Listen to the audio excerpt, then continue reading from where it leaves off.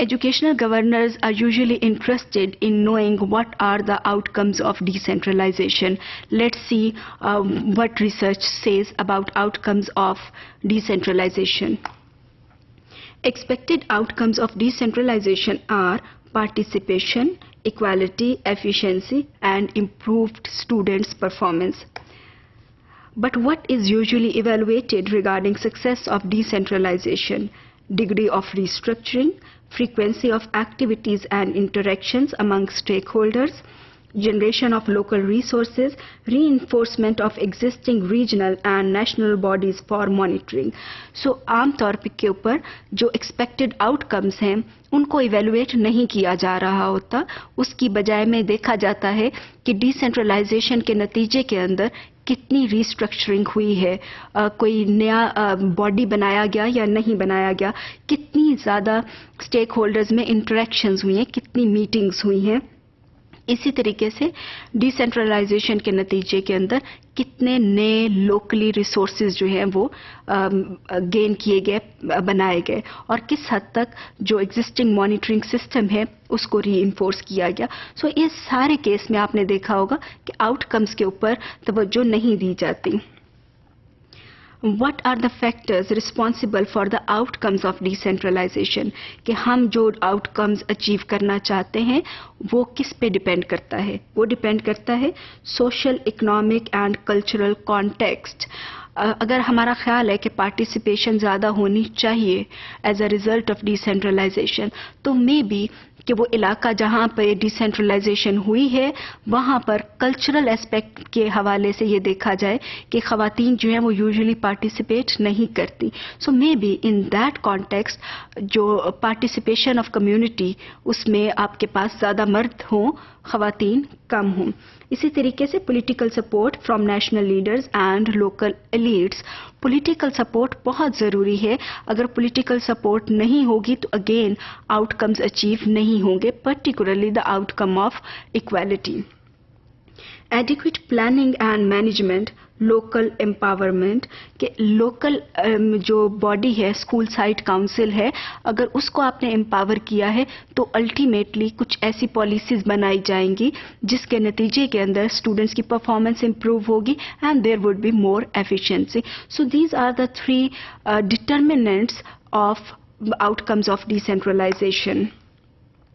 Example लेते हैं ब्रैक की, जहाँ पे teachers in the BRAC schools are chosen and supervised by the parents and according to शिफर improvements had at least during the first years been seen in the rates of dropout and repetition. कि brake के अंदर जो teachers थे उसकी recruitment parents करते थे, तो अल्टीमेटली वो ऐसे टीचर्स को उन्होंने सिलेक्ट किया जो कि who were really committed to work. Ultimately there was less drop out of children and repetition, कि एक ही क्लास को बच्चे दो दफ़ा पढ़ रहे हों, तो इसमें भी कमी आई. तो improvements were seen in BRAC. लेकिन बाकी के मुल्कों के अंदर ऐसी स्टडीज़ अब नहीं मिली. Let's see. Case of Bangladesh is almost the opposite. Is the case in many countries like South Africa and Nepal, where parents participate on conditions formally or informally established by the principal and the teachers. यहाँ पर बांग्लादेश के case के अंदर जो brake वाला case है उसमें parents are directly selecting teachers, लेकिन जो साउथ अफ्रीका और नेपाल का केस है वहाँ पर parents are not directly selecting teachers, rather उनको कुछ कंडीशंस हैं जो कि दी जाती हैं from the principal and the teachers. So parents are contributing but under the fold of teachers as well as principals direction. Planning decentralization. Decentralization might require careful planning, extensive training, more staff and resources rather than less. आमतौर पे समझा जाता है कि decentralisation जब की जाएगी तो उसके लिए तो कुछ लोग चाहिए. Actually decentralization needs proper planning, और प्रॉपर प्लानिंग जब आप कर रहे हैं तो बहुत सारे एस्पेक्ट्स को देखना है and more staff is needed for the purpose. Since the dimension of decentralization or centralization is only one aspect of governance, it is difficult to establish which outcomes are due to what. Decentralization और centralization governance का सिर्फ एक aspect है, governance के बहुत सारे और aspects भी हैं। तो जब कोई आउटकम्स अचीव किए जाते हैं as a result of decentralization, तो ये नहीं कहा जा सकता कि ये डिसेंट्रलाइजेशन के नतीजे में ही हुए हैं।